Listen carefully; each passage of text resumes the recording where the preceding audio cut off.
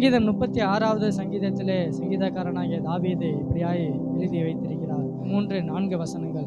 அவன் தன் அக்கிரமம் அருவருப்பானதென்று காணப்படும் அளவும் தன் பார்வைக்கு ஏற்றபடி தனக்கு தானே இச்சகம் பேசுகிறான். அவன் வாயின் வார்த்தைகள் அக்கிரமமும் வஞ்சகமும் உள்ளது. புத்தியாய் நடந்து கொள்வதையும் நன்மை செய்வதையும் விட்டுவிட்டான். அவன் தன் படுக்கையின் மேல் அக்கிரமத்தை யோசித்து நல்லதல்லாத வழியிலே நிலைத்து பொல்லாப்பை வெறுக்காதிருக்கிறான்.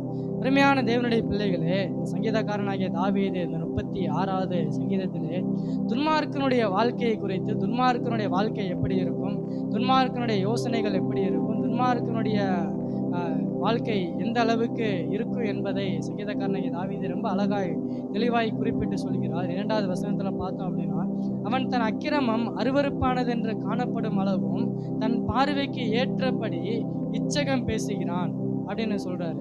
துன்மார்க்கனுக்கும் நீதிமானுக்கும் என்னைக்குமே ஒரு பெரிய வித்தியாசம் இருக்கு.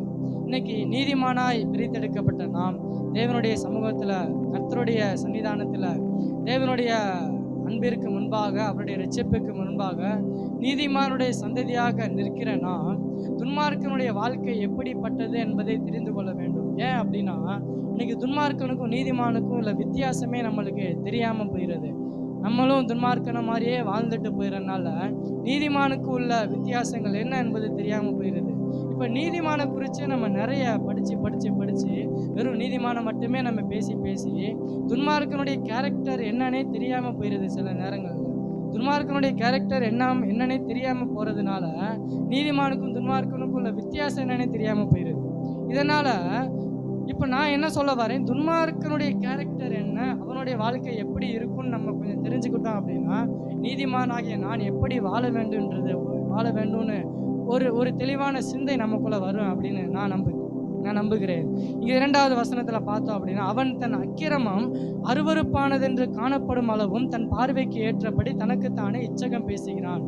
துன்மார்க்கன் என்ன பண்றானா, தான் செய்கிறது அருவருப்புன்னு தெரிகிற வரைக்கும், தான் செய்கிறது அருவருப்புன்னு தனக்கு உணர்ற வரைக்கும் காணப்படும் அளவும் தன் பார்வைக்கு ஏற்றபடி தனக்குத்தானே இச்சகம் பேசி அடங்குகிறான் என்று தாவீது வேதத்தில் இப்படியாய் சொல்லுகிறார்.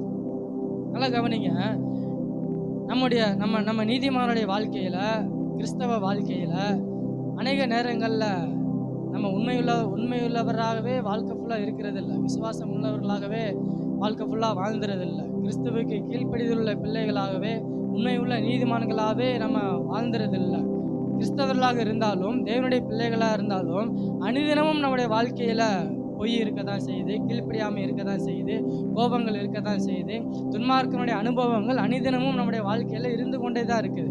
ஆனால் அதற்கும் நீதிமானுக்கும் உள்ள வித்தியாசத்தை என்ன என்பதை நாம் கொஞ்சம் நிதானித்து பார்க்கணும். துன்மார்க்கன் என்ன செய்வான் அப்படின்னா, தான் செய்கிறது அக்கிரமம் என்று அருவருப்பானது என்று காணப்படும் அளவும் தன் பார்வைக்கு ஏற்றபடி தனக்கு தானே இச்சகம் பேசுகிறான். அவன் செய்கிறது அருவருப்புன்னு தெரிகிற வரைக்கும் அவன் என்ன அக்கிரமம் செய்கிறானோ அதை செஞ்சுக்கிட்டே தான் இருப்பான். அவன் எந்த சாக்கடையில் விழுந்து கிடக்கிறானோ அதே சாக்கடையில் விழுந்துக்கிட்டே தான் இருப்பான். எந்த குப்பைக்குள்ள அவனுடைய வாழ்க்கை இருக்குதோ அதே குப்பைக்குள்ள தான் அவன் இருந்துக்கிட்டே இருப்பான். 3வது வசனத்தை பார்த்தோம் அப்படின்னா, அவன் வாயின் வார்த்தைகள் அக்கிரமும் வஞ்சகமும் உள்ளது.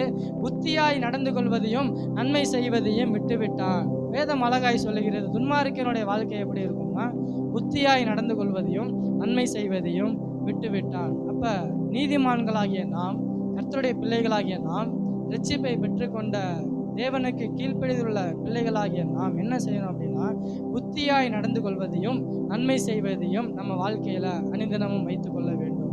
துன்மார்க்கன் புத்தியாய் நடந்து கொள்வதையும் நன்மை செய்வதையும் விட்டுவிட்டான். அவன் தன் படுக்கையின் மேல் அக்கிரமத்தை யோசித்து நல்லதல்லாத வழியிலே நிலைத்து பொல்லாப்பை வெறுக்காதிருக்கிறான். இதெல்லாம் துன்மார்க்கன் செய்கிற காரியம். இந்த வேத வசனத்தை பார்க்கும்போது ஒரு சம்பவம் எனக்கு நினைவுக்கு வருகிறது. வேதாகமத்துல ஆண்டவராகிய இயேசு கிறிஸ்து ஒரு சம்பவத்தை ரொம்ப அழகா சொல்றாரு. இளைய குமாரன் மூத்த குமாரனை குறித்து ஒரு சிறிய சம்பவத்தை ஆண்டவர் எடுத்து சொல்றாரு. பாருங்க, இந்த இளைய குமாரன் பாருங்க, வீட்டில இருந்து அப்பா கிட்ட இருந்து ஆஸ்தியை வாங்கிட்டு, சொத்து எல்லாத்தையும் பிரித்து வாங்கிட்டு, அநியாயமாய் ஜீவிக்க, துன்மார்க்கமாய் ஜீவிக்க வீட்டை விட்டு வெளியே போயிட்டாரு. இப்போ இந்த இளைய குமாரனுக்கு ஒரு நாள் புத்தி தெளிஞ்சது. அதெல்லாம் ரைட்டு, புத்தி தெளிஞ்சு திரும்ப அப்பா கிட்ட வந்தான், எல்லாம் ரைட்டு. இப்போ புத்தி எப்போ அவனுக்கு தெரிஞ்சது அப்படின்னா, அவன் செய்கிறது அக்கிரமம் என்று அவனுக்கு உணர்வு வர வரைக்கும் அவனுக்கு புத்தி தெரியவே இல்லை. அவன் கையில் சொத்து இருந்தது, அவனால சர்வே பண்ணக்கூடிய அளவிற்கு அவனுக்கு ஸ்ட்ரென்த் இருக்கிற வரைக்கும் அவனுக்கு புத்தி தெரியவே இல்லை. அவனுடைய அக்கிரமத்தில் அவன் செஞ்சுக்கிட்டே இருந்தான். கடைசியில் எல்லாத்தையும் இழந்து எல்லாமே அழிஞ்சு ஒன்றுமே இல்லாத நிலைமையில வந்து நிற்கும்போது பன்னிக்கு கொடுக்குற தவிட சாப்பிட்ற நிலைமைக்கு போயிட்டான். நல்லா கவனிங்க, துன்மார்க்கன் வந்து உண்மையிலே அவன் நல்லவனா இருந்து உண்மையிலே அவன் யோசிச்சிருந்தான் அப்படின்னா எங்க யோசிச்சிருக்கணும்? பன்னிக்கு போடுற தவிட எடுத்து சாப்பிட்றதுக்கு முன்னாடியாவது யோசிச்சிருக்கணும். என் அப்பா வீட்டில் அவ்வளோ சாப்பாடு இருந்துச்சு, அவ்வளோ வேலைக்காரங்கள் இருந்தாங்களே, அவ்வளோ ஆசீர்வாதங்கள் இருந்தாங்களே, சரி சொத்து தான் காலியாயிருச்சு, ஏதோ நம்ம கீழ்ப்படியாமையினால ஏதோ நம்மளுடைய விருப்பப்பட்டு எல்லா ஆஸ்தியும் இழந்து நிற்கிறோம், இப்போயாவது அப்பா வீட்டுக்கு போயிடுவோமே அப்படின்னு அவன் யோசிச்சிருக்கணும். அந்த சாப்பாட்டுக்கு வழி இல்லாத நிற்கிற அந்த நிலைமையில கூட அவன் அப்பா வீட்டை யோசிக்கலை. அவனுடைய யோசனை எங்கே போகுது பாருங்க, பன்னிக்கு இருக்கிற தவிட சாப்பிட்றதுக்கு அவன் யோசனை போகுது. அதுதாங்க வசனம் சொல்லுகிறது. அவன் தான் அக்கிரமம் அருவருப்பானது என்று காணப்படும் அளவும் தன் பார்வைக்கு ஏற்றபடி அவன் செய்கிறான். புத்தியாய் நடந்து கொள்வதையும் நன்மை செய்வதையும் விட்டுவிட்டான். உண்மையிலே இளையகுமாரனுடைய ஸ்டோரியை நம்ம பார்க்கும்போது நம்ம எல்லாம் பேசுறது, அவன் வந்து அப்பா வீட்டுக்கு மனம் திரும்ப வந்துட்டான், திரும்ப அப்பா அவனை ஏற்றுக்கொண்டு வச்சுட்டார், அதெல்லாம் ஓகே தான். உண்மையிலே அவனுக்கு புத்தி தெளிஞ்சிருந்தது அப்படின்னா பன்னிக்கு கொடுக்குற தவிட்டை சாப்பிட்றதுக்கு அவன் போயிருக்க கூடாது. அந்த இடத்துல அவன் யோசிச்சிருக்கணும், அப்பா வீட்டில் அவ்வளோ சாப்பாடு இருக்கேன்னு. ஆனால் துன்மார்க்கனுடைய வாழ்க்கை எப்படி இருக்கு பாருங்க, பன்னிக்கு கொடுக்குற சாப்பாடு கூட கிடைக்கல அப்படின்றதுக்கு அப்புறம் தான் அவன் யோசிக்கிறான். ஒருவேளை பன்னிக்கு கொடுக்குற அந்த தவிடு கிடைச்சிருந்தது அப்படின்னா அதை சாப்பிட்டு அவன் வாழ்க்கையை ஓட்டி இருக்கிறதுக்கான வாய்ப்பு இருந்திருக்கு. ஒருவேளை அந்த பண்ணி கொடுக்குற தவிடு அவனுக்கு திருப்தியாக கிடைச்சிருந்ததுன்னா அவன் நிச்சயமா அப்பா வீட்டை வந்து அவன் யோசிச்சிருக்கவே மாட்டான். வாழ்நாள் முழுக்க அவன் பன்னியை மேய்ச்சிட்டு பண்ணி கொடுக்குற அந்த தவிடை சாப்பிட்டுக்கிட்டே இருந்திருக்கலாம். அது கூட கிடைக்கல அப்படின்றதுக்கு அப்புறம் தான் யோசிக்கிறான், ஐயோ அப்பா வீட்டில் அவ்வளோ சாப்பாடு இருக்கே, அவ்வளோ வேலைக்காரங்க இருக்காங்களே, அவ்வளோ ஆசீர்வாதங்கள் இருக்கே அப்படின்னு. அவன் செய்கிறது அக்கிரமம் என்று காணப்படும் அளவும் தன் பார்வைக்கு ஏற்றபடி தனக்குத்தானே இச்சகம் பேசிக் கொண்டிருக்கிறான்.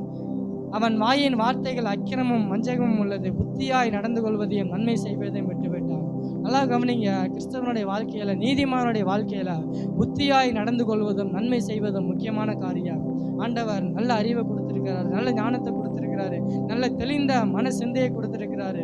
உட்கார்ந்து யோசிக்கணும், அனுதினமும் நான் செய்கிறது சரியா தவறா, நான் போகிற பாதை சரியா தவறா, நான் போகிற காரியங்கள், நான் எடுக்கிற தீர்மானங்கள் கர்த்தருக்கு பிரியமானதா இல்லையான்னு கொஞ்சம் உட்கார்ந்து யோசிக்கணும்.